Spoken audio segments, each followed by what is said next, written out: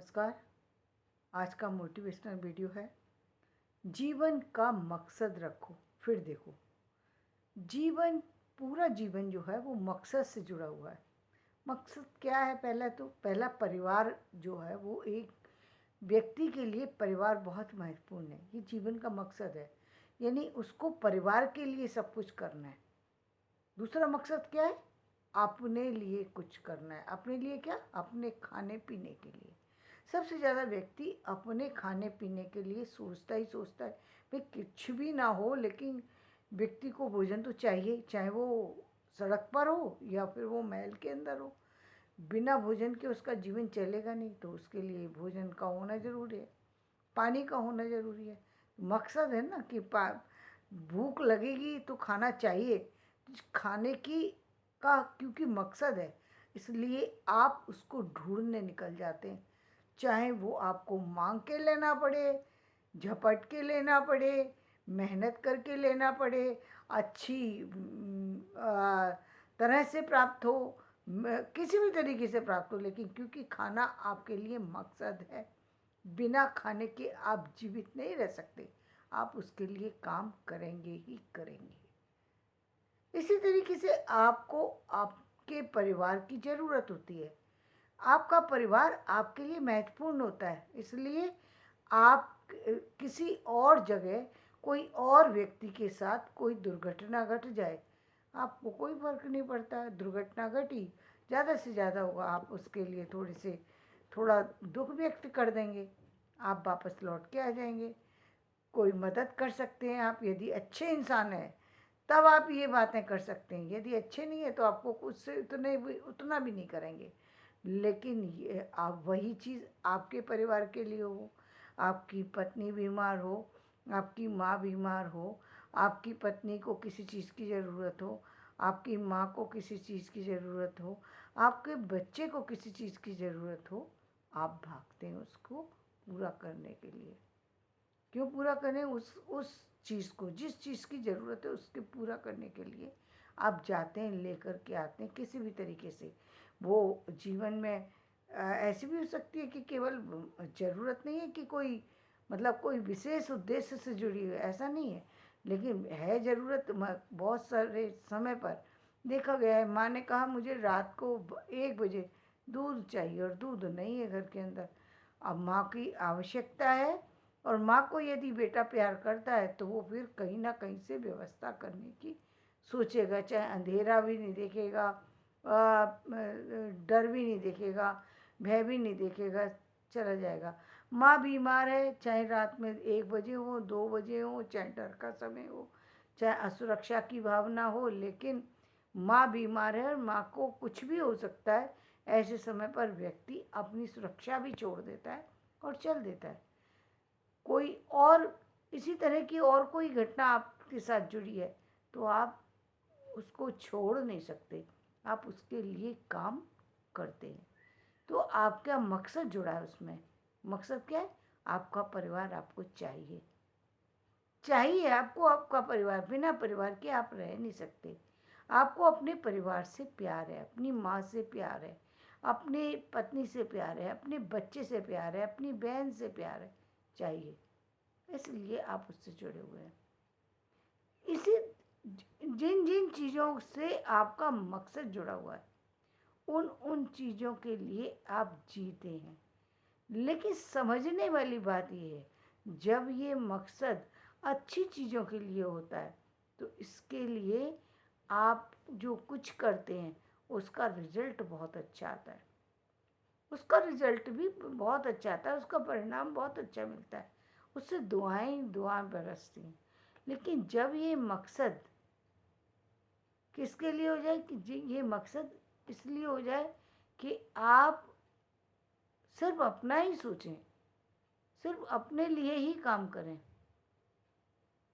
तो वहाँ पर ये मकसद छोटा होता चला जाता है। जैसे कि आज आप देख रहे हैं, मकसद छोटा हो गया कि पहले पूरे परिवार के लिए सोचते थे। पूरा परिवार में कौन आता था?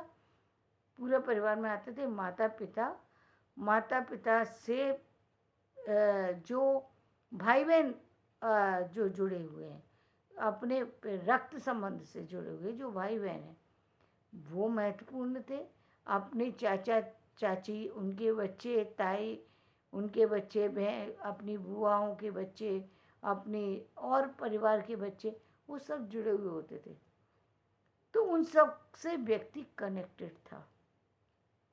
फिर हो गया सिर्फ अपने पिता से जो परिवार बना, सिर्फ उससे जुड़ने लगा। अब सिर्फ अपने पति पत्नी और उनसे जो बच्चे हैं, सिर्फ वो जुड़े। अब इतना हो गया कि अब पति पत्नी और बच्चों में से एक समय ऐसा जाता है, बच्चे अलग हो जाते हैं, पति पत्नी अलग हो जाते हैं, या पति किसी एक बच्चे के साथ चला जाता है, पत्नी किसी एक बच्चे के साथ है, परिवार छोटा हो गया। क्यों एक एक हो गए? क्योंकि अब यहाँ तक तो ठीक थी बात। अब जब बात आई तो बेटे ने कह दिया मुझे माँ की ज़रूरत ही नहीं है, बेटी ने कह दिया मुझे अपनी माँ की ज़रूरत नहीं है। तब क्या होगा? तब बिखरने लगता है, तब व्यक्ति को होश आता है कि जो गलतियाँ उसने की थी, तब उसको उस चीज़ का होश नहीं था वो क्या कर रहा है। उदाहरण तो आप ही थे ना सामने, तब आपने सोचा नहीं कि आप क्या कर रहे हैं दूसरों के साथ। आप तब सोचने लगे जब आपके साथ वो घटनाएं घटने लगी, वो चीज़ें बदलने लगी, क्योंकि आपके मकसद संकीर्ण नहीं हुए, बहुत संकीर्ण हो गए। आपके विचारों में जो एक विचार जो एक बहुत बड़े मकसद से जुड़े थे, बहुत बड़े अभिप्राय, बहुत बड़े चीज़ को लेकर के चल रहे थे, पूरे जैसे हम कहते हैं पूरे संसार की रचना से जुड़े। ईश्वर को हम क्यों पूजते हैं? क्योंकि ईश्वर पूरे संसार की मदद करता है। उसके लिए ये जरूरी नहीं है कि कोई कोई अच्छा कर रहा है या बुरा कर रहा है। जब जिसको ज़रूरत होगी वो उसके लिए मदद के लिए हाथ बढ़ाता है। जिस तरीके से आपने देखा होगा बड़े परिवार में भी जो व्यक्ति मुखिया होता है उसके लिए महत्वपूर्ण पहले उस व्यक्ति की आवश्यकता होती है जिसकी जो उसके परिवार का है। वो आवश्यकता उसके लिए महत्वपूर्ण होती है। बाद में वो ये सोचता है कि कौन गलत कर रहा है सही कर रहा है, उसका निर्णय बाद में करेंगे, लेकिन पहले जो आवश्यकता है पहले उस आवश्यकता की पूर्ति करने की वो सोचता है। बड़ा परिवार है, बड़े लोग हैं, सारी चीज़ें हैं, तो पहले उन चीज़ों की पूर्ति करना उसके लिए आवश्यक है। लेकिन आवश्यकता के साथ साथ जो हमारे जीवन में ऐसी चीज़ें आ जाती हैं जब आपका मकसद खत्म हो जाए, परिवार से संबंधी मकसद खत्म हो गया, समाज से संबंधी मकसद खत्म हो गया। ये मकसद कब खत्म होता है? जब व्यक्ति अपने परिवार से अलग हो जाता है, किन्हीं कारणोंवश या परिस्थितिवश। कारणवश क्या? कारण ये है कि पारिवारिक संबंध नहीं बन पाते, व्यक्ति को अकेला रहना पड़ेगा, या व्यक्ति पारिवारिक संबंधों के साथ रहता रहता इतना अधिक परेशान हो गया कि उसको लगता नहीं कि मैं उनके साथ में एडजस्ट कर पाऊँगा। रीज़न ये भी हो सकता है कि वो उनके साथ यदि रहता है वो लोग अलग स्वभाव के हैं, दूसरा व्यक्ति अलग स्वभाव का है। जैसे रावण और विभीषण की हम बात करेंगे। एक ही परिवार के तीनों भाई हैं, लेकिन विभीषण जो है वो रावण से बिल्कुल भिन्न थे। उनको वो रावण के सिद्धांत पसंद नहीं आते थे जो उनके सिद्धांत थे। कैसे साथ रहा जाए भाई? मेरे साथ रहना तो ठीक है, लेकिन अब इस कारण से अलग तो हुए, और अलग हुए तो फिर अलग ही जो लोगों से जुड़े, यानी वो राम से जुड़े, जबकि रावण राम से नहीं जुड़ पाया। रावण अलग मकसद के लिए लड़ाई लड़ रहा था, राम अलग मकसद के लिए लड़ रहे थे, विभीषण अलग मकसद के लिए लड़ रहे थे। मकसद अलग है। जब आपके मकसद अलग होंगे तो आपके जीवन की चीज़ें भी बदल जाएंगी। लेकिन महत्वपूर्ण बात है, मकसद रखना पड़ता है। अब वो अकेला हो गया व्यक्ति, फिर भी रखना पड़ेगा उसे मकसद, क्योंकि ज़िंदगी जीने का बहाना चाहिए व्यक्ति को। ये बहाना भी कह सकते हैं ना हम इसको, क्योंकि यदि आपके पास तो कोई मकसद नहीं रह जाएगा, कोई भी मकसद, इसीलिए भगवान ने सबसे महत्वपूर्ण मकसद व्यक्ति के लिए क्या कर दिया कि भोजन जो है वो सबसे महत्वपूर्ण विषय रख दिया उसके, कि चाहे जीवन में कुछ भी हो जाए, किसी भी तरह की परिस्थिति है, खाना और पानी हर व्यक्ति को चाहिए। हो सकता है कि वो पुरुष है पेड़ के नीचे रात काट दे, लेकिन भाई रात काटने के लिए, दिन चलाने के लिए भोजन तो तुम्हें वहाँ भी चाहिए ही चाहिए। अब किस तरीके से चाहिए वो अलग बात है, लेकिन चाहिए। चाहे आपके घर में बाढ़ की वजह से कुछ परेशानी हो गई हो, या परिस्थिति बस लोग छूट गए हों, बहुत समय पर बहुत सारी परिस्थितियाँ होती हैं जिसके कारण से बहुत सारी सी चीज़ें डिस्टर्ब हो जाती हैं।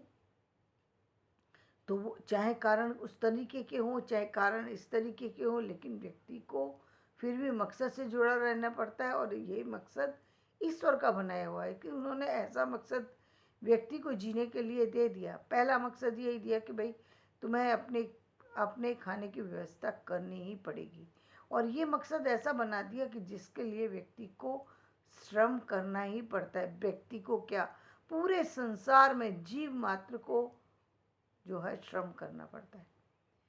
चाहे वो चींटी भी हो, चींटी कितनी चींटी से छोटा कोई नजर जीव जंतु, कोई पतंगा वगैरह कोई हो तो कह नहीं सकते, लेकिन चींटी सबसे छोटी नज़र आती है, लेकिन फिर भी उसे दौड़ना भी पड़ता है, दाना तो फिर भी लाना ही पड़ता है उसको, अपनी पूर्ति करनी पड़ेगी, उसके लिए उठना पड़ेगा, चलना पड़ेगा, जाना पड़ेगा, चीज़ों की व्यवस्था करनी पड़ेगी। ये मकसद है। यदि ये मकसद किसी अच्छी चीज़ से जुड़ जाए तो जीवन में व्यक्ति के जीने की जो खुशियाँ हैं वो दुगनी हो जाती हैं, उसके जीने का उद्देश्य बदल जाता है, उसके सपनों में रंग भर जाते हैं। जीता तो है व्यक्ति, जी तो वो भी रहा है कि जो मकसद के लिए, पेट पूर्ति के लिए काम कर रहा है। एक व्यक्ति पूरे सभी के लिए काम कर रहा है, तो जो सबके लिए काम कर रहा है निश्चित रूप से वो औरों से ज़्यादा भिन्न है, औरों से ज़्यादा श्रेष्ठ है, औरों से ज़्यादा बड़े विचार रखता है निश्चित रूप से, तभी वो सबके लिए सोच पा रहा है। अन्यथा व्यक्ति तो अपने लिए भी नहीं सोचता तो दूसरों के लिए क्या सोचेगा।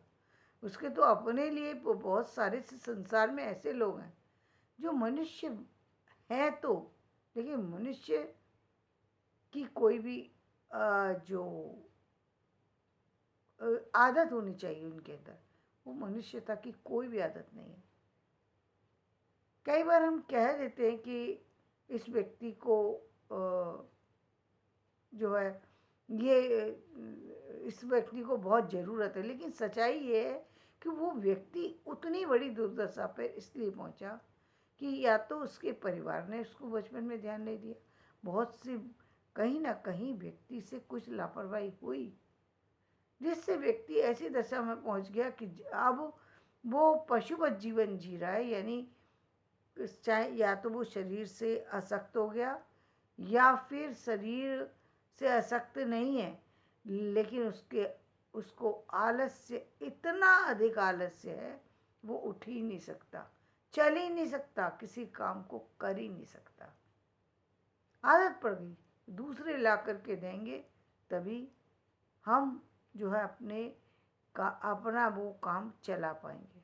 जिस भी काम से जुड़ा है, चाहे वो खाने का काम हो, रहने का काम हो, बिस्तर पर लेटने का काम है। बहुत सारे लोग ऐसे अपने बिस्तर पर, यदि बिस्तर गंदा है तो वो चाहे 10 दिन तक गंदा रहे या 20 दिन तक, वो बिस्तर पर बेडशीट नहीं बदल सकते। क्यों नहीं बदल सकते? आदत बन गई, दूसरा कोई आएगा तो बेडशीट बदलेगा। और इसीलिए कहते हैं आदतें बचपन से डालनी चाहिए। इसीलिए मुझे कई बार बहुत अच्छा लगता है कि भाई चलो, जिन परिवारों में इस तरह की आदतें नहीं है, वो लोग यदि हॉस्टल में चले जाते हैं निश्चित रूप से उनका सुधार हो जाता है। यदि हॉस्टल में वो उनकी गतिविधियां बराबर हैं, अच्छे टीचर मिल गए, अच्छी सारी चीज़ें मिल गई, निश्चित रूप से उनका जीवन बदल जाता है। उनका जीवन एक तरीके से पूरी तरह से तैयार जीवन होता है, जो हर फ्रंट की हर लड़ाई को लड़ सकता है। कारण सबसे बड़ा ये है कि बहुत कम एज में बच्चा वहाँ पहुँचता है और उन सारी जिम्मेदारियों को निभाने लगता है, जिससे दूसरे बच्चे अनजान रहते हैं। और कई बार तो ये अनजानापन इतना बड़ा होता है कि 40 और 50 साल के हो जाते हैं, कभी उनको पता नहीं था जीवन क्या है, क्योंकि वो जानने की कोशिश नहीं करते। उनके हाथ में सब चीज़ें आ जाती हैं, वो उसको उसी तरीके से लेने लग जाते हैं। कई बार पूरा जीवन ही निकल जाता है किसी को। बहुत सारे लोग इस संसार में ऐसे हैं जिनको जीवन के यथार्थ का पता ही नहीं है। वो जैसे आए थे उसी तरीके से विदा भी हो जाएंगे, लेकिन कभी उन्होंने हाथ से गिलास भी नहीं उठाया, इसलिए उनको पता ही नहीं कि हाथ से गिलास उठाना होता क्या है, उनको पता नहीं। लेकिन यहाँ पर उनकी गलती कुछ नहीं है, ये उनके पूर्व जन्मों का फल है, जिसकी वजह से उनको वो सारी चीज़ें मिली। उनको पता ही नहीं, यहाँ पर वो दोषी नहीं है। जहाँ व्यक्ति को पता ही नहीं है तो वहाँ पर वो दोषी कैसे हो सकता है? दोषी कौन है? दोषी वो व्यक्ति है जिसको पता है कि मुझे उठ करके पानी लेने जाना चाहिए, मेरे पास कोई और नहीं है, परिवार में केवल 4 ही सदस्य हैं, एक सदस्य सारे कामों में लगा हुआ है, 3 सदस्य सिर्फ बैठे हुए हैं। और बैठ करके कर क्या रहे? अपने शरीर को बर्बाद कर रहे हैं, अपने जीवन को बर्बाद कर रहे हैं, अपनी सोच को बर्बाद कर रहे हैं। सोच धीरे धीरे करके संकीर्ण इतनी इस तरह की होती जा रही है कि दूसरों अब उनको कुछ अच्छा ही नहीं लगता। वो केवल बैठे हुए या तो गाने सुनते रहेंगे या बैठे रहेंगे, या फिर उनका जीवन किसी कहीं किसी चीज़ से लगा हुआ नहीं है। वो छोटा मकसद था जहाँ हमने बात कही खाने खाने का, लेकिन बहुत से लोग तो ये चाहते हैं चम्मच से खाना भी उनके मुंह में कोई डाल दे। ये कहाँ है? ये तो फिर पशु वाले से भी गई भी तो पशु फिर भी उठता है, पर भोजन उसके पास डाल दिया जाए उठता है, खाता है। जो जिस तरीके से उसकी सुविधा है वो उसी तरीके से लेता है। लेकिन आप भी यदि उसी तरीके से भोजन ले रहे हैं तो गलत है ना, सही तो नहीं है। जीवन में मुझे इसीलिए मैं बहुत बार देखती हूँ कि जहाँ पर गुरुकुल की व्यवस्था को देखते हैं या हम हॉस्टल की व्यवस्था को देखते हैं या कहीं और इस तरह की व्यवस्था को देखते हैं, मैं कहती हूँ ठीक है, यहाँ पर कम से कम व्यक्ति को ये सिखाया जा रहा है कि जीवन जीने का तरीका क्या है। सुबह उठो, जीवन सुबह उठने का नाम है। लेकिन ये आदतें शुरू से पड़ती हैं एकदम। कोई व्यक्ति चाहे 60 साल की एज में वो बदल जाए, नहीं बदल सकता, नहीं बदल सकता, क्योंकि इतनी पुरानी आदतें हो चुकी हैं कि अब उनको बदलना नहीं जा सकता। अब उन्हीं आदतों के साथ उसको जीने देना चाहिए, क्योंकि वो चाहे तो नहीं कर सकता। चाहता हो सकता है वो चाहने भी लगा हो, लेकिन उसका शरीर अलाउ ही नहीं करेगा, करेगा तो भी बीमार हो जाए, क्योंकि शुरू से वो इसी तरह से अपने जीवन को बना चुका है। तो जीवन में मकसद जरूर होना चाहिए। यदि ये मकसद अच्छी चीज़ों से जुड़ गया तो आप समझ लीजिए कि जीवन में या इस संसार में आपका जीवन सफल हो जाएगा, आपका संसार में आने का उद्देश्य पूर्ण हो जाएगा। क्योंकि जीवन सिर्फ खाने के लिए ही नहीं भगवान ने दिया है, इस संसार में सृष्टि में अपने कर्मों को बदलने के लिए, अपने भाग्य को लिखने के लिए ये जीवन दिया गया है। तो उठो और अपने जीवन अपने हाथों से अपने भाग्य को बदलना शुरू करो। धन्यवाद। मेरा ये वीडियो पसंद आए तो इसे लाइक करो, शेयर करो और सब्सक्राइब